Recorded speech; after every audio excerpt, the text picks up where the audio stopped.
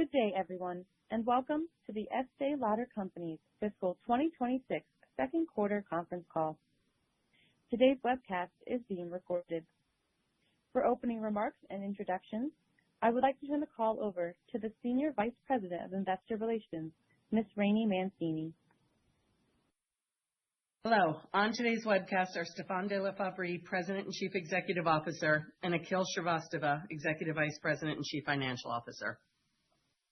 Since many of our remarks today contain forward-looking statements, let me refer you to our press release and our reports filed with the SEC, where you'll find factors that could cause actual results to differ materially from those forward-looking statements.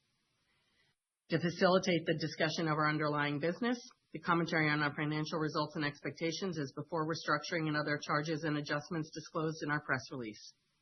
Unless otherwise stated, all organic net sales growth also excludes the non-comparable impacts of acquisitions, divestitures, brand closures, and the impact of foreign currency translation.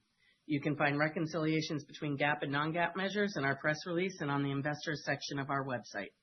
Retail sales performance discussed is based on information available as of January 29, 2026.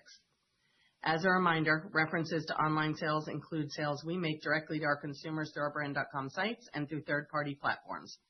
It also includes estimated sales of our products through our retailers' websites. Throughout our discussion, the Profit Recovery and Growth Plan will be referred to as our PRGP. During the Q&A session, we ask that you please limit yourself to one question so we can respond to all of you within the time scheduled for this webcast. Now I'll turn the webcast over to Stéphane. Thank you, Rainey, and hello to everyone today. We reported strong second quarter results, marked the one-year anniversary of Beauty Reimagined, and raised our fiscal 26 outlook. Our second quarter performance further exemplifies the momentum we have created across our 5 action plan priorities. Having delivered 4% organic sales growth, our growth and operating margin expanded and EPS grew 43%, showcasing once again our ability to manage expenses. For the first year, we made promises, we kept promises as we expanded our consumer coverage across online and brick and mortar in every region, overhauled our innovation engine with new leadership, faster to market launches, and a renewed consumer-first mindset, increased consumer-facing investment every quarter to accelerate recruitment, enabled by significant saving from the PRGP, and created one ELC, one new operating model, aligning brands, regions, and function as one team with one culture and one operating ecosystem.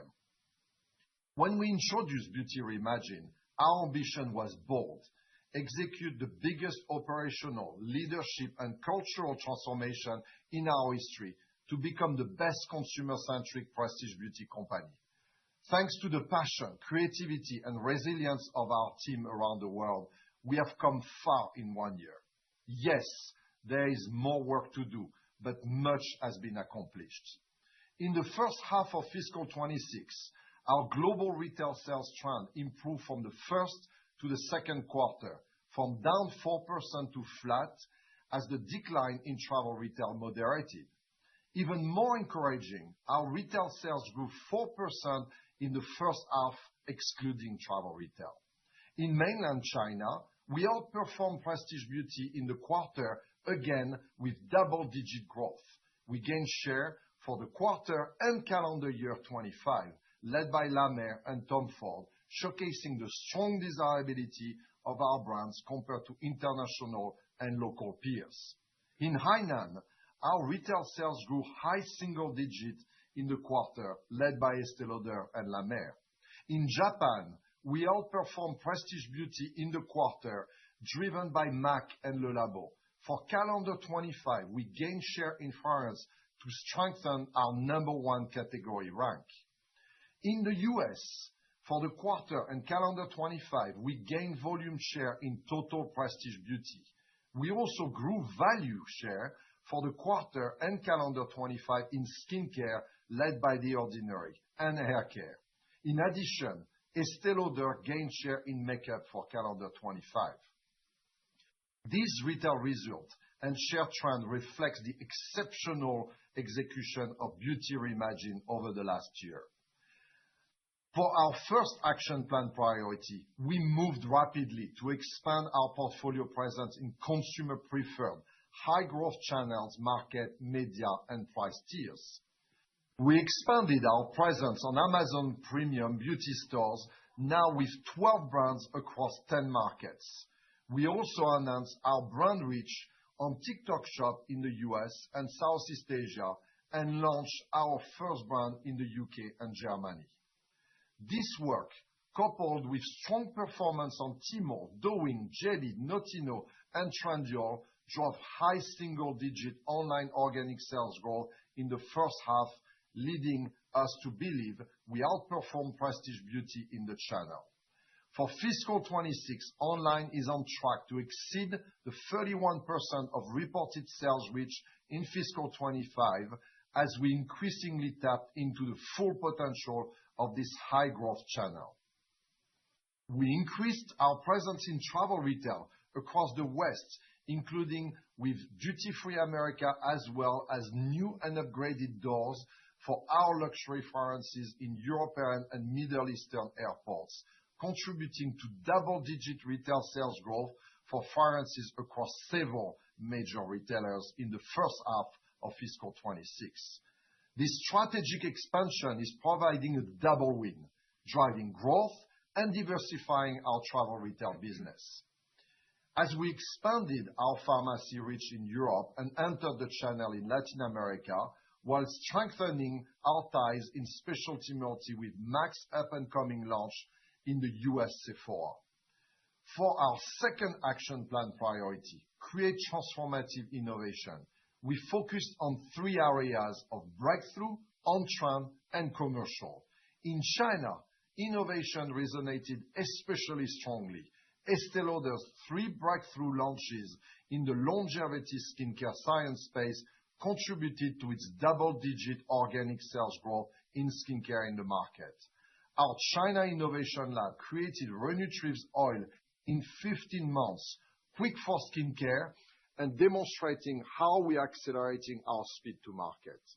And Tom Ford's strong double-digit organic sales growth in China was driven by highly sought-after on-trend launches in lip and face as well as fragrance. Globally, The Ordinary's innovation and expanded consumer reach drove strong double-digit retail sales growth in the first half, demonstrating that our new model allows us to support growth for our own indie brands to drive greater scale. For makeup, Estée Lauder's Double Wear Concealer has been a game changer in the US, achieving the top-ranked new product in prestige makeup based on unit for calendar year 25. Within hair care, Aveda's new Miraculous Oil catapulted to be the brand top-selling product through the first half. For fiscal 26, we are on track for innovation to represent at least 25% of sales. And as we work toward increase the percentage of innovation launched in less than a year from 10 to 30%, we are tracking to 19% for fiscal 26, above the 16% we initially expected. Turning to our third action plan priority, we boosted consumer-facing investment focused on high ROI opportunities. We invested in our freestanding stores, opening new doors for our luxury fragrance brands to showcase their unique experiential retail, while selectively closing doors for MAC and Origin to drive a more productive fleet. Impressively, Le Labo's strong double-digit organic sales growth in the first half of fiscal 26 reflects its expanded reach as well as double-digit like-for-like door. We also invested in groundbreaking campaigns for commercial innovation with several notable for MAC, which contributed to the brand's return to organic sales growth in the first half of fiscal 26. La Mer campaigns for 11/11 Shopping Festival and Holiday also proved to be a winning investment, contributing to La Mer being our best-performing brand for the first half of fiscal 26, given its organic sales growth. For our fourth action plan priority, fuel sustainable growth through bold efficiencies, we continue to realize strong savings from the PRGP, which Akhil will describe. I want to personally thank the team for working together with speed to bring this fruition. Finally, for our fifth action plan priority, our step to reimagine the way we work evolves today as we unveil One ELC, our new operating model, aligning brands, region, and function as one team with one culture and one operating ecosystem. We have simplified our structure in support of one team with fewer layers and silos, along with clearer ownership to make it easier to get things done and done well. And guided by our newly announced beauty commitment to our team, we are leaning into one culture of bold thinking, accountability, agility, unity, and focus. Lastly, we have advanced our work to create a robust operating ecosystem for a more connected and scalable enterprise. In the second quarter, we've established our new enterprise business services, selecting Accenture to transform how we deliver select shared services globally as we accelerate the deployment of AI throughout the organization. This exciting partnership adds to the ecosystem we are building with leading technology providers, including Microsoft, Google, and Shopify, to fuel our ambition to be the best consumer-centric prestige beauty company. With the momentum of Beauty Reimagined and our first half results, we are raising our fiscal 26 outlook today by narrowing the organic sales growth range towards the high end, increasing operating margin expansion from 165 to 200 basis points at the midpoint, reflecting previously expected headwind like tariffs and now greater consumer-facing investment, and raising EPS growth from 33 to 43% at the midpoint. This outlook reflects the confidence in our turnaround as well as the significant work that we still have ahead to drive better performance in the US as well as in the UK, despite its return to growth in the second quarter. And while the macroeconomic environment is challenging in the Western Europe market, we see opportunities to improve our results. For China, we are encouraged by the strong desirability of our brands and innovation, but cognizant of still subdued consumer sentiment. In our priority emerging market, after a significant acceleration to double-digit organic sales growth in the second quarter, we are confident that our new organizational design is enabling us to better tap into growth opportunities. For the second half of fiscal 26, we have a rich slate of innovation. Already out in skincare, Clinique launched its new dermatologist-developed skincare line, and La Mer introduced an eye cream to pair with its successful rejuvenating night cream. For makeup, Este Lauder's Double Wear is launching next-generation matte foundation with more wear, more shade, more benefits. The brand is already the leader in foundation and looking to strengthen its leadership around the world. And Clinique is fueling the nostalgia trend with the Chubby Stick launch. For fragrance, newness from Kilian Paris, Le Labo, and Tom Ford builds on the category's terrific first half as our best-performing category with 10% organic sales growth. In hair care, Bumble & Bumble introduced a styling product at an exciting time as it enters salon-centric in the US. In closing, for fiscal 26, we expect return to organic sales growth and expand our operating margin for the first time in 4 years, setting the stage to restore sustainable sales growth and a solid double-digit adjusted operating margin in the next few years.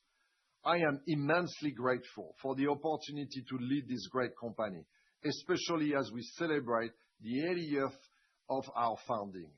We have an extraordinary team, an extraordinary portfolio of brands, and we have momentum onward and upward.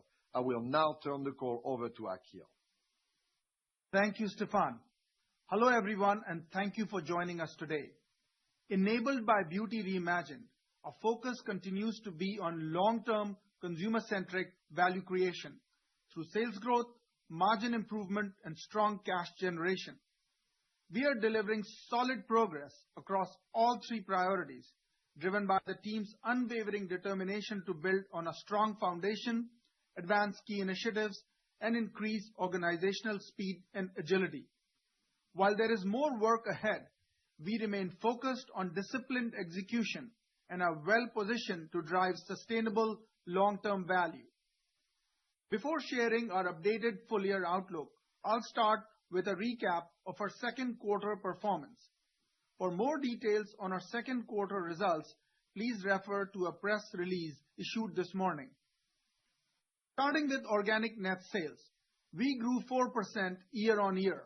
This was led by 6% growth in both skincare and fragrance, which was supported by increased consumer-facing investments behind go-to-market activities and innovation. Targeted expanded consumer reach also drove growth as we continued to execute against our Beauty Reimagined action plan to accelerate best-in-class consumer coverage. These category results fueled double-digit growth in both mainland China and collectively in our priority emerging markets. In North America, sales were flat, with sequential improvement from the first quarter. Growth online from our continued expansion was offset by a decline in brick and mortar. Turning now to margins. Gross margin for the quarter was 76.5%, an expansion of 40 basis points compared to last year. Our expansion was again driven by strong net benefits from our PRGP, including operational efficiencies and within excess and obsolescence, ongoing reductions through our zero-waste initiatives. Our improved sales leverage also contributed to expansion in the quarter. These results helped offset headwinds from incremental tariffs, change in a mix of business, and inflation. Turning to operating margin, we expanded 290 basis points, delivering 14.4% compared to 11.5% last year. Our disciplined investment allocation and PRGP net benefits drove a 3% reduction in non-consumer-facing expenses, even with the normalization of employee incentive costs, helping us to maintain cost efficiency and operating leverage. This funded a 7% increase in consumer-facing investments, driving growth and continuing to strengthen brand equity. Our effective tax rate for the quarter was 39.8%, down from 42.6% last year.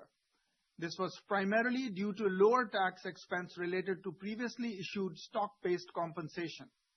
Our rate in the quarter also reflects the estimated unfavorable impact of recently enacted U.S. tax legislation, along with a higher effective tax rate on foreign operations due to new valuation allowances on certain deferred tax assets, primarily in Latin America.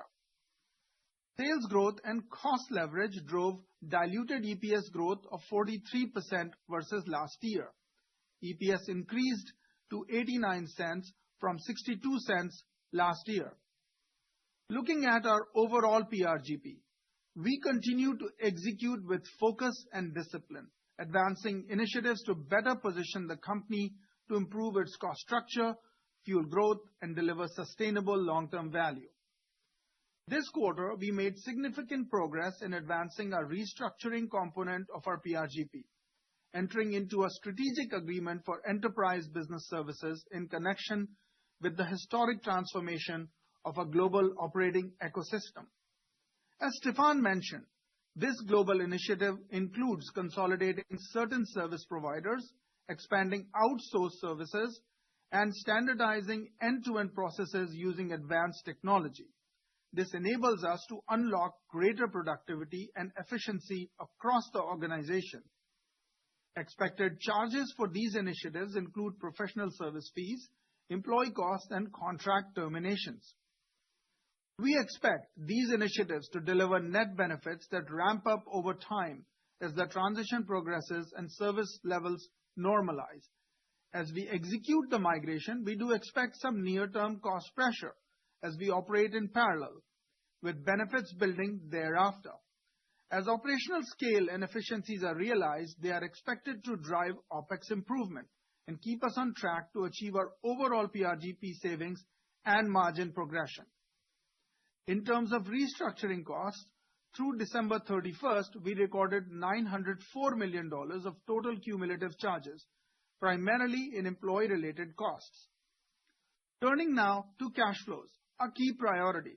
For the 6 months, we generated $785 million in net cash flows from operating activities. This is a significant improvement compared to the $387 million generated last year, primarily reflecting higher earnings, excluding non-cash items.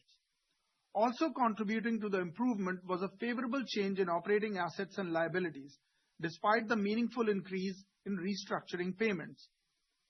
We invested $204 million in CapEx, continuing to prioritize consumer-facing investments to fuel growth while optimizing all other CapEx investments. For the 6 months, CapEx was down 25% versus last year, reflecting the phasing of projects.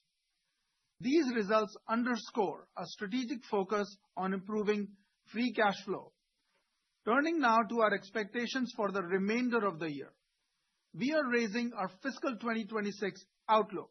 We remain cautious of potential near-term headwinds, including those from macroeconomic, geopolitical, and retailer-specific uncertainties, though we are encouraged by our momentum and year-to-date performance. Starting with organic net sales, we are narrowing our range and now expect full-year sales to increase in the range of 1% to 3% compared to last year. At the midpoint of our outlook range, we assume growth across all regions, except for the Americas, where sales are expected to be flat. In the second half, we expect organic net sales to increase low single digits, with higher growth anticipated in the fourth quarter relative to the third. This reflects an incremental transitory headwind in the second half of the year in Asia travel retail from the change of duty-free retailers servicing the Beijing and Shanghai airports, including the related online businesses. Turning now to our outlook on margin and EPS.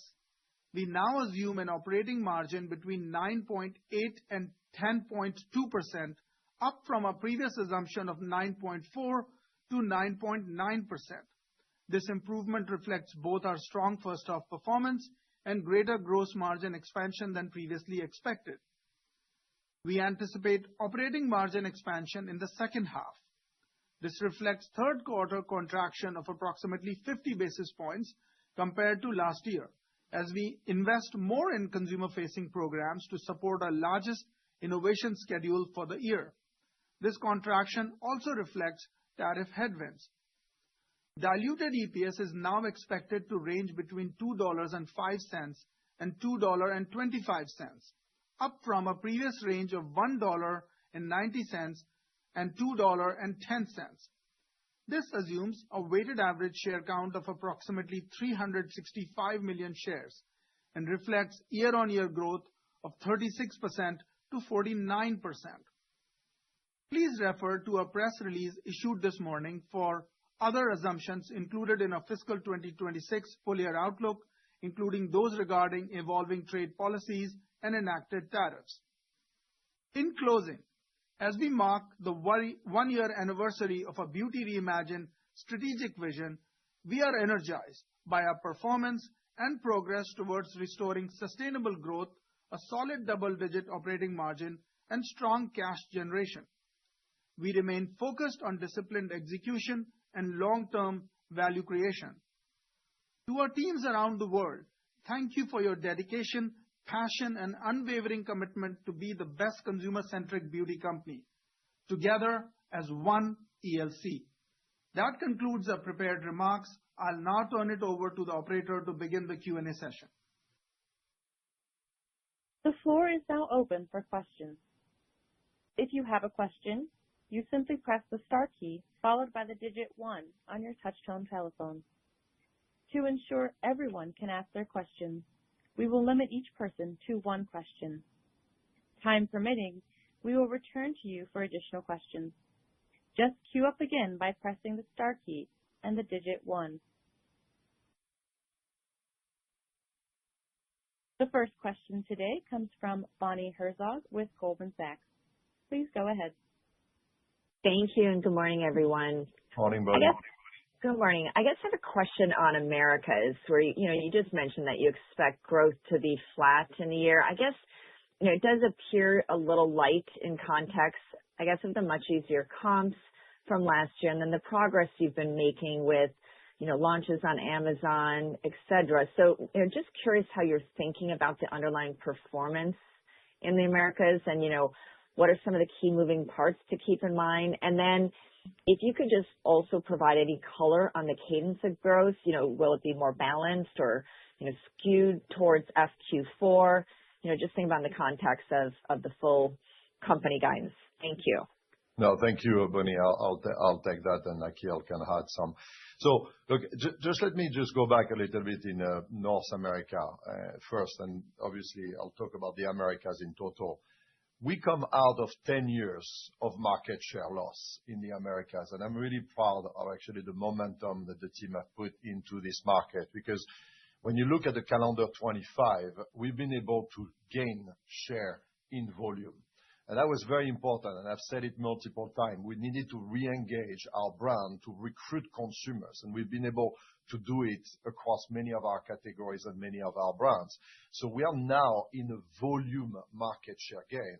And on top of it, we are also in a share gain in value in skincare led by The Ordinary and many of our brands that are pulling the total. So we are seeing some momentum, but we are coming out of obviously having a lot of market share loss over the years. Now, we still have the number 1 brand and the number 2 brand in skincare, the number 1 and the number 2 brands in makeup with Clinique and The Ordinary in skincare and Clinique and MAC in makeup.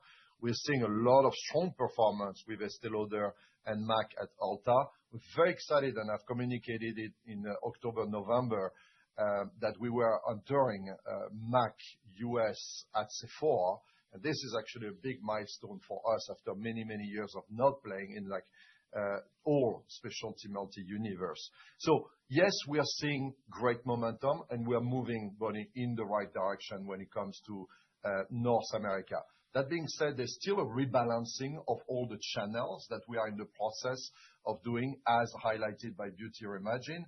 We've moved fast with Amazon. We are repositioning the department stores, and we are exiting distribution as the distribution erodes, and we are moving fast into the specialty multi. So I believe there is great momentum, and I see a lot of more momentum going forward for our brand overall. Now, the Americas is also a combination of North America and also Latin America.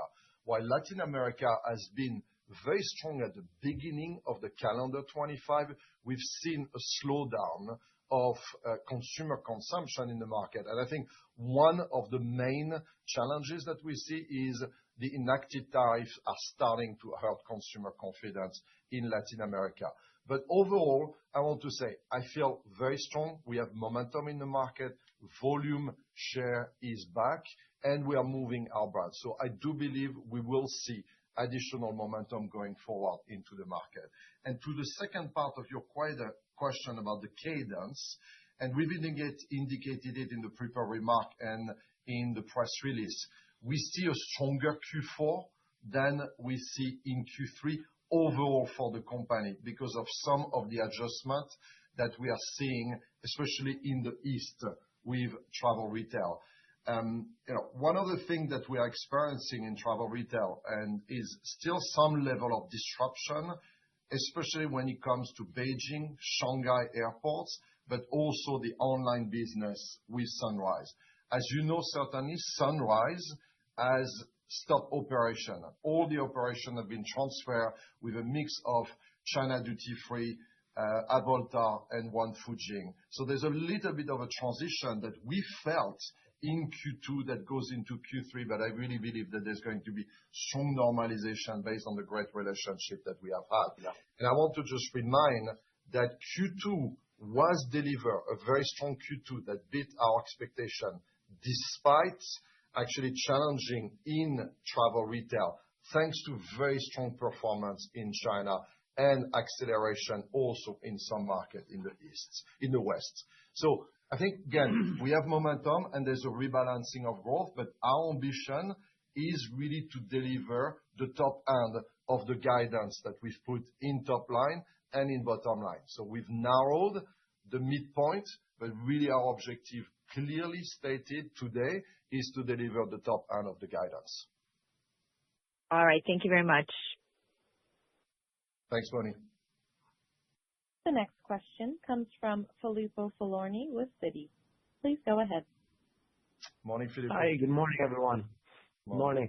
Stéphane, I was hoping you could expand a bit on the travel retail business. If you can give us a state of the union of the total travel retail business, and especially in Hainan, we've seen clearly an improvement in conversion rates, in spending, in duty-free stores.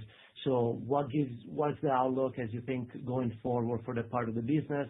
And maybe can you comment a bit on the other parts of the travel retail business in North Asia, especially South Korea and Japan?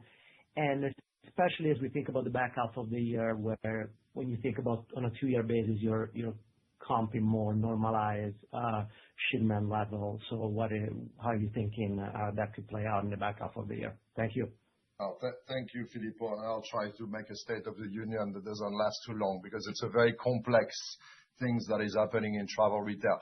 Now, the one thing I would say, let me start from where we really have strong momentum, and I see travel retail accelerating. It is indeed in Hainan, and I think it is clearly documented that traffic is picking up in Hainan, and I'm really strong and really happy with the work that the team did in Hainan. In calendar 25, we are growing and we are ahead of the department, and so we're gaining market share. What I'm excited also, we're getting market share across a more diverse portfolio of brands that we have done it in the past, which if you remember, all our growth was coming from Lauder and La Mer. Now we have Lauder, we have La Mer, we have MAC, we have Jo Malone, we have Tom Ford that are really performing in the channel very well. And one of the reasons why we've seen this performance, and we are back at driving retail with a lot of eventing, because the traffic is there, but conversion is still low. When you are there and you create really retail entertainment, we are able to convert the consumer. And I'm happy to report today that the month of January in Hainan was in high double digit for us, again, gaining market share across many of our brands. So very excited by, especially going into the Chinese New Year timeframe, it is very important, a very clear indication that we are back able to convert traffic into sale. Now, I want to be very clear. Hainan is only a part of travel retail East. And I think this is where maybe there's a little bit of a misconception of how big is Hainan in the total. But travel retail East is a combination of Hainan again, the airport of Beijing and Shanghai, the universal app where people can buy online product, but there's also, frankly, the rest of APAC that is highly disrupted, Korea, and we're seeing some recovery in the rest of APAC, but it's still very small in comparison of the China ecosystem. So now let me just explain what happened in Q2, our Q2, the last quarter of the calendar year in the ecosystem of Shanghai and Beijing and the universal app. Obviously, you know that all of this business is being in the midst of being transferred from Sunrise, like I said, to CDF, One Fujing, and Avolta. There's a bit of a disruption in the market happening in this moment in time as we are transitioning, and that's the normal course of doing business. Concessions sometimes move from one retailer to another. But the universal app, that was a significant part of the business, was shut down in Q2 and remains shut down as we speak. So obviously, our ability to just convert is more limited. Now, if you look at China mainland and travel retail, we outperform in China mainland in Q2, and in the total travel retail, to your expectation, maybe we delivered less. My point is, it's an entire ecosystem that we need to look at of where we are capturing the sales. Going forward is very strong. I want to be very clear. It is actually, this change is a good thing, especially at the time where we are managing our inventory very carefully. We are shipping only to the demand, and we see this change being the right thing. We have very strong partnership with CDF, with One Fujin, with Avolta, locally and globally, and we are in the process of putting the right GBP to make sure that we can accelerate in the remaining course of this fiscal year, but frankly, beyond. And the second part of your question, obviously, like, Japan and the rest. Japan, actually, I'm really happy because we are demonstrating in this moment in time that even in a disrupted market, because obviously there's some geopolitical tension between various markets in the region, we've seen a dramatic reduction of traffic, even though we've been able to just gain market share. And this is the number one thing that we are focused. No matter if there's growth or no growth, we want to be in a market share position, in a market share growth. And that's what we are demonstrating.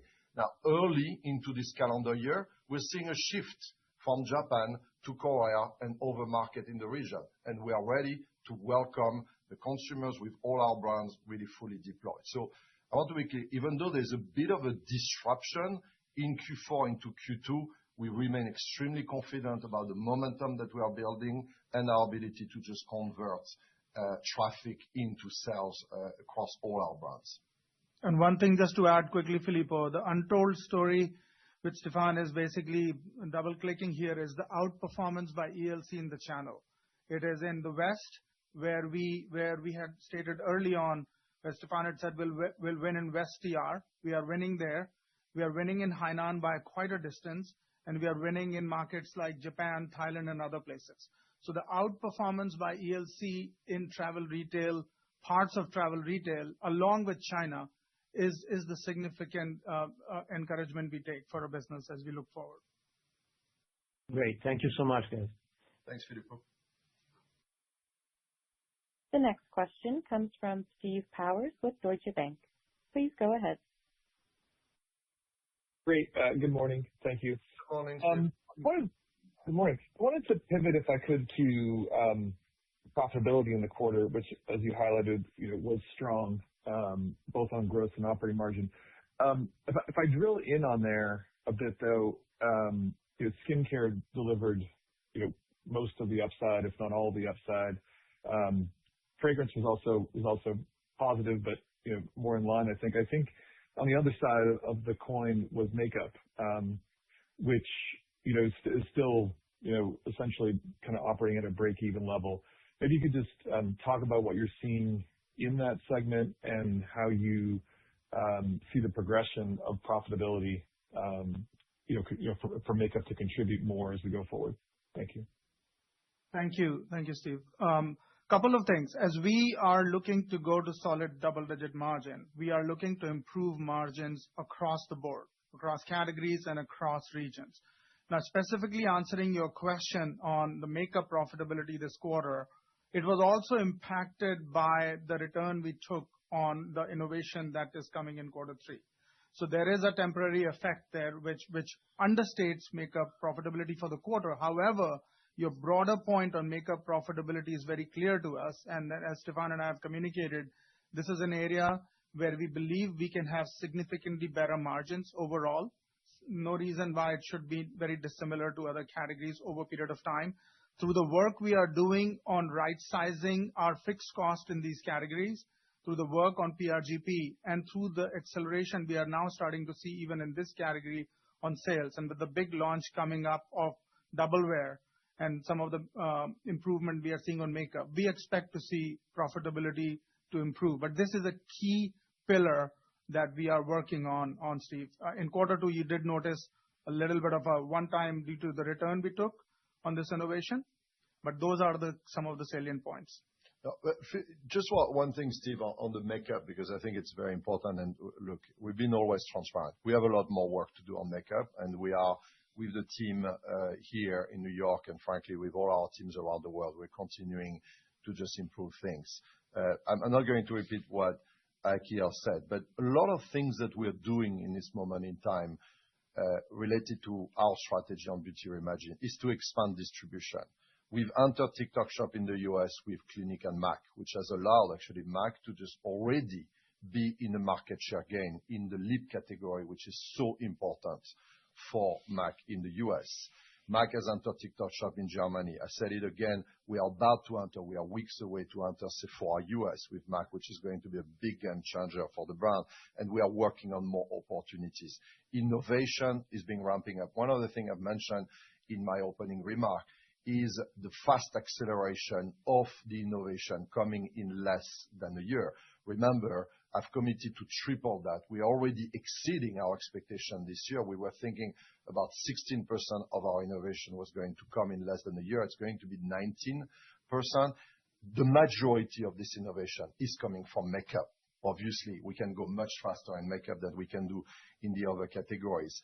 So we are going fast. We are deploying our makeup brand in the right distribution. We are rationalizing distribution. I think I also mentioned it in my prepared remark in terms of the freestanding store to make sure that we are more profitable.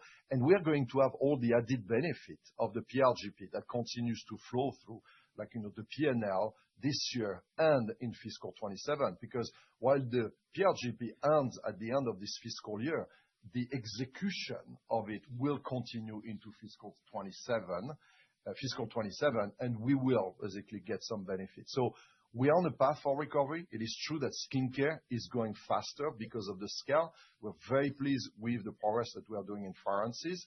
I think makeup requires more scale, and this is why we are deploying our brand and accelerating innovation to be able to just resolve also this issue that we have with the makeup category. Thanks, Steve. The next question comes from Lauren Lieberman with Barclays. Please go ahead. Thanks. Good morning, everyone. Morning, Lauren. Morning, Lauren. Wanted to ask a little bit about China. You called out not just the obviously strong results, but in the release you talked about the period around 11/11 being a big component of that. So was curious if you could talk about the promotional environment around 11/11, what you're expecting in that regard for Chinese New Year. I think the market overall, lots of beauty players have talked about wishing the environment to be less centered around those big selling moments and more balanced across the year. So just curious sort of what you're doing to drive stronger, let's call it like everyday performance, and to generate excitement outside of those historically key holiday periods. Thanks. No, thank you, Lauren. It's obviously a very important, discussion that we're having with the team. So yes, and thank you for acknowledging the very strong performance that we have had in China. I want to say it's now fourth consecutive quarter that we grew share in all four categories in China. And that's very important. And yes, the big period like 11/11, like 6/18 are more promotional than others. But these are highly concentrated level of sales. And the good news is that during this period, the Este Lauder brand became, again, the number one prestige brand on Tmall and Douyin. La Mer is the number one brand in luxury on Tmall, and Jo Malone the number one brand in prestige fragrances on Tmall. So it is important for us to be present and to be strong during this moment because it allows us also to recruit a lot of consumers and retain them through the year. But the interesting thing, when you go into China, every day is a moment. Okay, there's every day that there's a shopping festival of in some sort. Obviously, Chinese New Year, we are about to enter. We are into it because it starts on February 15, and it's a little bit later this year. That's why there's a bit of disruption in the months of January. We have to look at January and February together. But it's actually traditionally a period that is less promotional. It is about more gifting. It is about more experience that we are bringing to the consumers. And that's what I mentioned, earlier when we had the question on travel retail about also creating retailtainment. So our team, both in travel retail, China and in China mainland, are laser focused in creating eventing, VVIP reach to the consumer. So we depend less on the high promotionality of the two major shopping festivals being 6/18 and 11/11.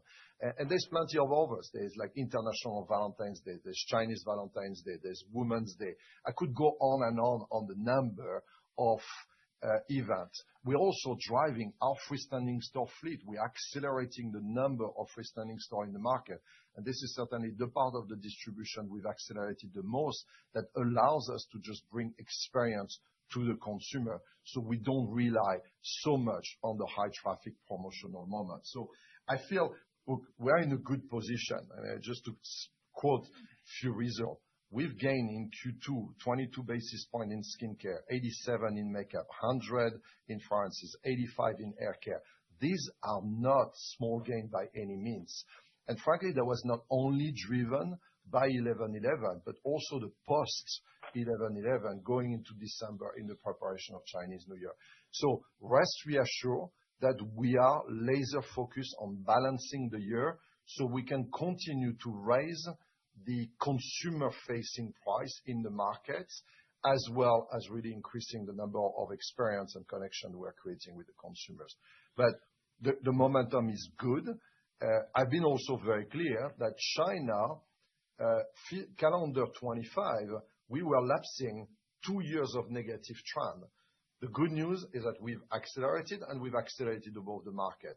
The consumer sentiment is still subdued, but when we create the right experience, not only through promotion, we are able to convert them. So we are thinking that 26, there's still a lot of opportunities, but we are now starting to lapse much stronger base of 25 into 26. And one thing just to add, Lauren, that our discount levels in China are coming down while we are driving this outstanding growth and outperformance of the market. So not only is, of course, sales coming, discounts are reducing, and then, of course, profitability is improving. And we are doing the same in travel retail China. Also, we are just cutting the discount, the retailers also. And in the midst of this transition with the new retailers, this is obviously a conversation to just make sure that there's less discount in the market and we drive more conversion through experience going forward. All the channel is evolving to be much more experiential, which I think is a good thing for the long term of our brands.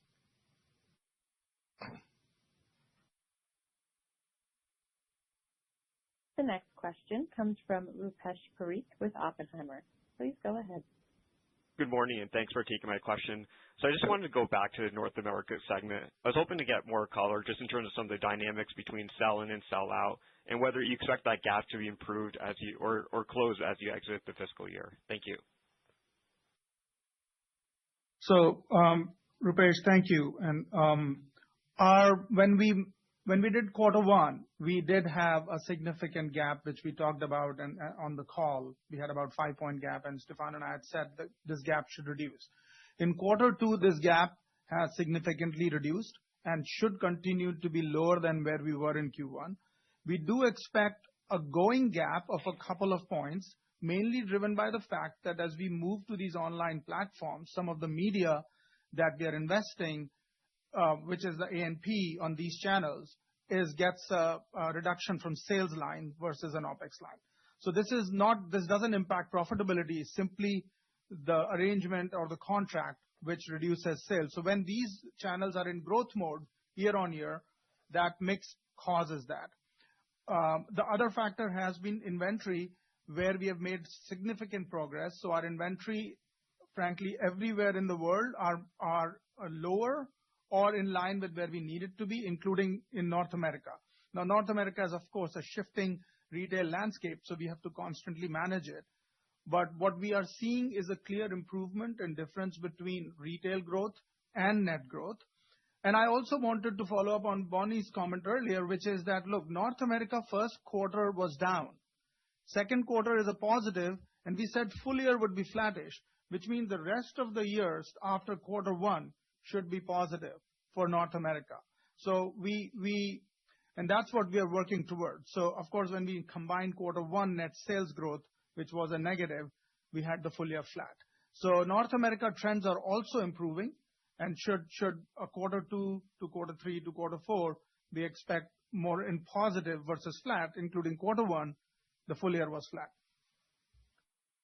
Hopefully that Great, clarifies. Thanks. Thank you. The next question comes from Dara Mohsenian with Morgan Stanley. Please go ahead. Hey, good morning. So I just wanted to follow up on the U.S. Could you give us a sense now that calendar 25 is in the books, how much of your business has shifted more to what you characterize as higher growth channels versus the percent of mix that's maybe in some of the heritage channels that aren't performing as well? And just give us an update on where you stand in the brand evolution as you move some of the brands increasingly towards these higher growth channels, and just where we stand in that evolution and what the plans are going forward. Yeah, no, thank you. Thank you, Dara, for the question. So look, in North America, today, and I think we've mentioned it, we are continuing to decrease the penetration of department store in our total business. That's your question. And today it's like, at 30% or less.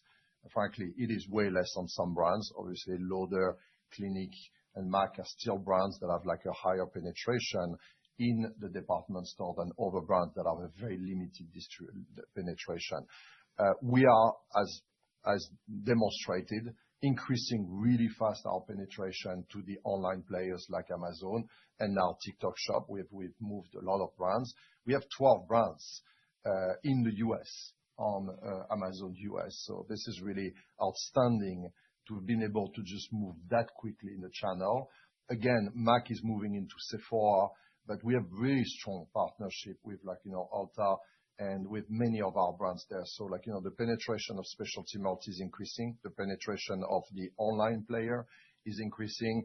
The penetration of our direct-to-consumer business is also increasing, especially our brand.com, but also freestanding stores in luxury fragrances. We've opened some stores, and we are planning to open more in the future as the luxury consumer is gravitating towards, even in the US, towards more experience, unique brand proposition, selling environments.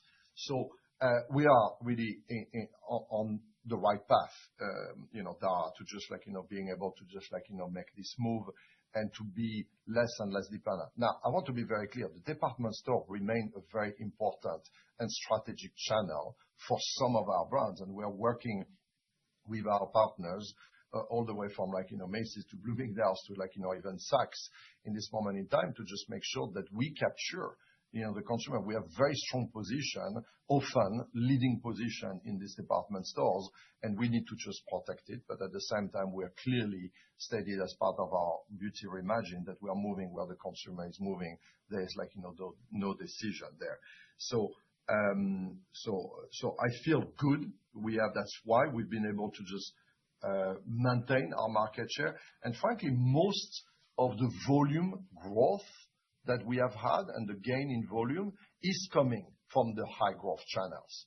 A lot of this growth, it's not hard to just see that it's also coming from the high and very strong performance of The Ordinary that is in high double-digit growth in this market.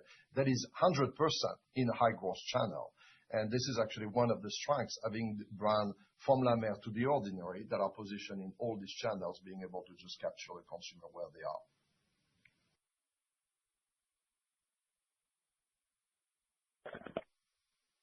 Thanks, Dara. The next question comes from Chris Carey with Wells Fargo. Please go ahead. Hey, Chris. Hi, good morning, everyone. Morning, Chris. I wanted to ask about Europe. We've seen some stabilization into sequential improvement in the market. Can you just expand about, State of the Union and specifically comment on the UK and your outlook for the market in the medium term? Yeah, no, thank you, Chris. Thank you for noticing the sequential improvement. Europe is a tale of multiple cities. Obviously, our region is UK, and I want to remind everybody, Europe is the UK and is obviously the emerging market. So if I look at the sequential improvement that we are seeing in the total area is really coming from the emerging market, but also from the UK going back into positive territory into the last quarter. I've said it multiple times. The UK, we were actually not where we should have been. We are still have a lot of work to do, but at least we are moving in the right direction. Europe consumer sentiment is still very subdued. We've seen a lot of challenges in France, in Germany, to name a few markets, but at the same time, actually really strong performance in markets like Spain or Italy, where we are gaining share in fragrances. This region of the world is highly penetrated in the category of perfume, so it's very good for us to be able to demonstrate that we are able to just gain market share in this category. So we have a lot of work to do. I'm actually pleased with the beginning of momentum that we are getting into the UK, and many of the playbook that we've used in the US, we are applying to the UK. We've moved some of our brands into the Amazon platform in the UK. We are rationalizing distribution. We are accelerating the work we are doing with Specialty Multi. We've had really great support and great performance at Sephora UK. Obviously, Boots, our historical partner, to name a few. So great momentum. And frankly, where I am the most excited, based on the new organization we've put in place, are the emerging markets. Our priority emerging market delivered double-digit growth into the quarter, which is a sequential improvement, and it's driven by Turkey, by Middle East, by Thailand, and even mid-single digit in India. That is such a very strategic market for us. So I think it's a tale of Chris, of so many different cities and stories, about this very complex region. But again, it's moving in the right direction. More work to do, but the team is laser focused on activating with excellence all the launches. And I think things from Clinique to Lauder innovation that are coming in the second half of this fiscal year are so important for this region. Double Wear is the leading foundation in many of these markets, and we expect a lot of things from this launch, and hopefully some continuous sequential improvement in this geography.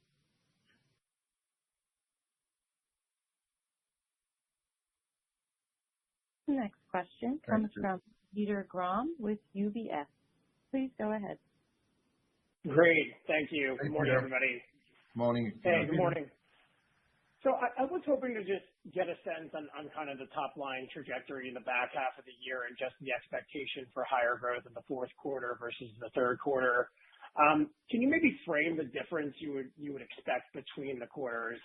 And I guess as we think about the fourth quarter, are there still some of these disruptions or repositioning changes that will be impacting growth? And I ask this more in context around the exit rate and maybe how this should inform our view on the top line trajectory as we look out to 27. Thanks. Yeah, thanks, Peter. So essentially, look, we had a strong first half, plus 3%. Right at the beginning of the year, we had telegraphed that we would have a back half in Asia, especially in both in China and travel retail, will be anniversarying more larger basis. So we had said that at the beginning of the year. It was a part of our guidance, which we had communicated. Now, to your point around back half, like Stefan said, we expect to see continued mid-single growth in China or better, but some of this is the stimulus that the Chinese economy had, which is anniversarying. Our goal is to outperform that market, but we expect market itself to take a little bit of a back step from the double-digit type growth we put together. That's one. Secondly, the other point is that when you look at our APAC and TR segment, you see that the largest base period was quarter three. So we do see a little bit of that in the quarter three to quarter four phasing. And then, as we communicated, there is this transition, which Stefan and I talked about, of retailers, which is not a longer-term item, to your point around exit rates, but it's a transition where one retailer takes business from another. You have ordering transition that goes on. So these are the main things that impact slightly in the back half. Of course, as we exit the year, our expectation is that we had said beauty market would be 2 to 3 this year. That was including travel retail, which has been challenged. As travel retail bases of that period, beauty market itself should be better, assuming other things remain the same in the West and China continues to do mid-single. And then our goal, our stated mission very clearly is, which we are demonstrating in China, in US, in Japan, is that we want to start leading these markets in a very clear way, which we are already doing unquestionably in China, in Japan, in parts of emerging markets. So I think that is basically what is underlying our back half guide, and then, of course, what you should expect going forward. Yeah. And Peter, I want to be very clear that there's no misunderstanding from anybody. We are going for the top end of the new guidance that we're giving, both in top line and bottom line for this fiscal year. Okay? So that's very clear. That's the mission that we have. We're going for it. Obviously, we are giving ourselves a range because of volatility that we all have to manage. And frankly, being able to deliver this very strong first 6 months of the year with the amount of volatility that we have had and consumer sentiment being subdued, I think I'm really proud, frankly, of what our team has done. And I think it's showing the momentum that we have on Beauty Reimagined, and I think should give you the confidence that on the long term, we are in the right trajectory. We are accelerating, we are doing the right thing, and we are rebalancing also our growth between geographies, between brands, and frankly, we're putting the one operating ecosystem in place for us to just be much more agile. And in this midst of time, we are refreshing our long-range plan, and you can expect us when we come at the end of the fiscal year in August, that we will give you more visibility of our mid to long-term growth. But I've also said it, and I repeat it today, our objective past this transition year is to gain market share. That's what we are doing, this transformation. This is why we are diversifying our growth. This is why we're simplifying the ways of working. We've brought a lot of new partners in-house today. We've talked about Accenture. We've talked in the past about Shopify.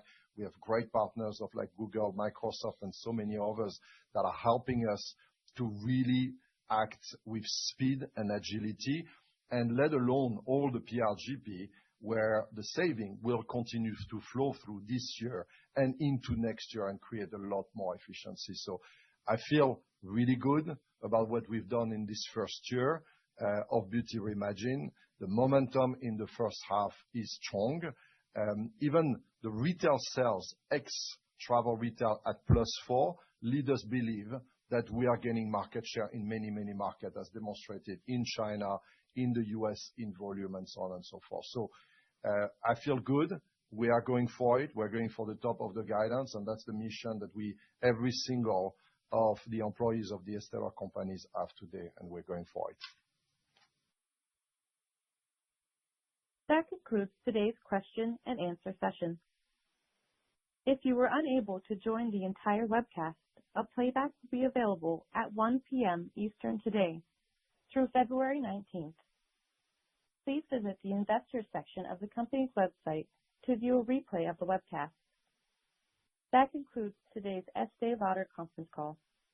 I would just like to thank you all for your participation and wish you all a good day.